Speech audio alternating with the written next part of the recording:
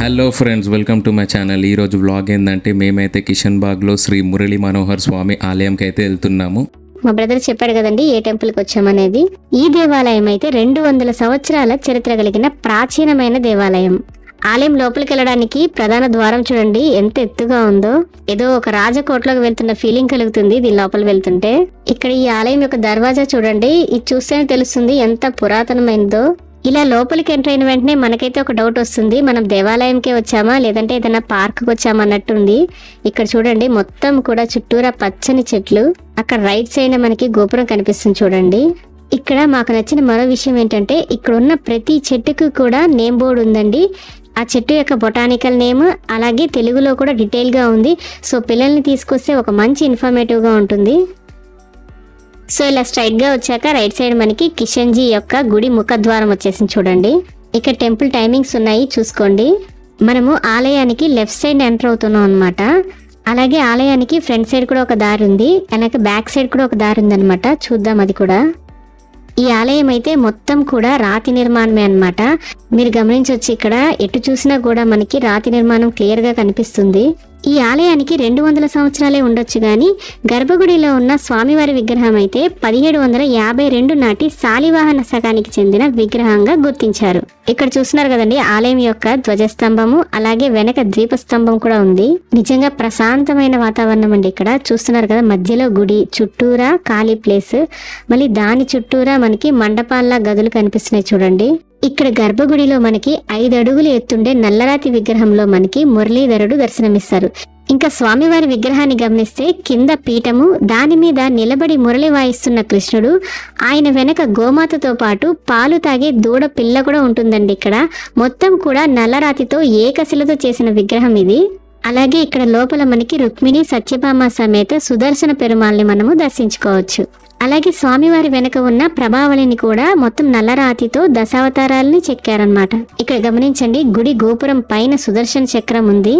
అలాగే దాని కింద దశావతారాలు గాని రకరకాల విగ్రహాలు ఉన్నాయండి. ఎక్కువగా వానర సైన్యం కూడా కనిపిస్తుంది గమనించండి. ఈ ఆలయ నిర్మాణం యొక్క హిస్టరీ గమనిస్తే నార్త్ ఇండియాకి చెందిన రాఘవరామ్జీ అనే ఆయన వ్యాపార నిమిత్తం అనేక ప్రాంతాలు తిరుగుతూ ఉంటారంట. ఒకరోజు ఆయన కలలో స్వామివారు కనిపించి సౌత్ ఇండియాలో అంటే ఇప్పుడు ప్రెసెంట్ ఉన్న ఆలయము ఉన్న ప్రాంతంలో భూమి లోపల తాను ఉన్నానని తనను బయటికి తీసి గుడి కట్టించమని చెప్పారంట. సో రాఘవరామ్జీ ఆ ప్రదేశం కోసం వెతుక్కుంటూ బయలుదేరి ఇక్కడికి రాగానే ఆయన కల్లో కనిపించిన ప్రదేశం ఇదేనని చెప్పి గుర్తుపట్టి ఇక్కడ భూమిని అయితే ఆయన కొన్నారంట. అయితే ఈ భూమి ఒక ముస్లింది. రాఘవరామ్జీ చెప్పిన కథ మొత్తం విని ఆ ముస్లిం అయితే దేవుడు ఎవరికైనా దేవుడే అని చెప్పి ఈ స్థలాన్ని అయితే రాఘవరామ్జీకి అమ్మేశారంట. ఆ తర్వాత ఇక్కడ భూమి లోపల తవ్వితే 5 అడుగుల నల్లరాతి స్వామివారి విగ్రహం కనబడింది. తర్వాత ఇక్కడ విశాలమైన ప్రాంగణంతో ఆలయాన్ని అయితే నిర్మించారంట. దేవాలయం ఎదురుకుండా ఇంకో దారి ఉందని చెప్పాను కదండి. ఇక్కడ చూస్తున్నారు కదా ఇదే అన్నమాట ఇంకొక ఎంట్రన్స్. ఈ ద్వారం నుంచి వస్తే మనము ఎగ్జాక్ట్ గా ఆలయానికి ముందర నుంచి ఎంటర్ అవుతాము. ఇక్కడ కూడా గమనించండి చుట్టూరా రాతి కట్టడాలే ఈ ఎంట్రన్స్ కూడా. ఈ ఆలయం చుట్టూరా అయితే చాలా విశాలమైన ప్రాంగణమే ఉందండి.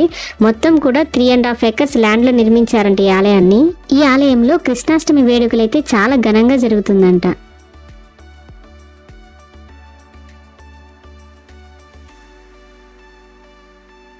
ఈ ఆలయ ప్రాంగణంలోనే మనకి హనుమాన్ మందిరము అలాగే శివాలయం కూడా ఉందండి.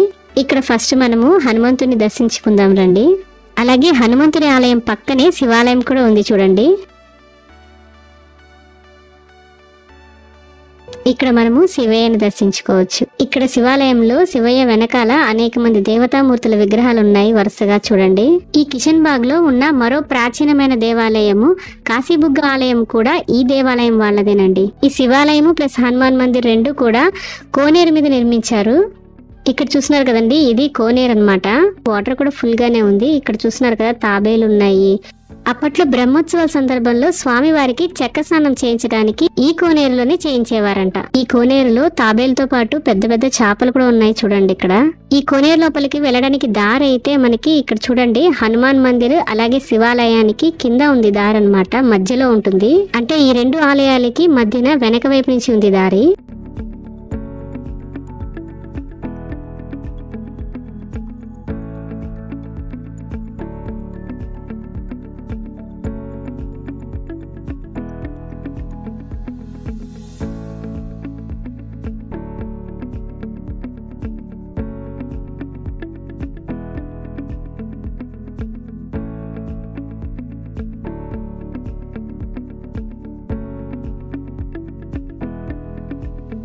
ఇంత ప్రశాంతమైన వాతావరణాన్ని వదిలి బయటికి వెళ్ళబుద్దే లేదండి. అంత బాగుంది ఈ లోపల అట్మాస్ఫియర్ అయితే. శ్రీ మురళీ మనోహర్ స్వామి కృపా కటాక్షాలు మనందరిపైన ఉండాలని కోరుకుంటున్నాను. ఓకే ఫ్రెండ్స్, ఈ టెంపుల్ చూసారు కదా ఎంత బాగుందో. ఇక్కడ ఉన్న స్వామివారు చాలా మహిమ గలవారు.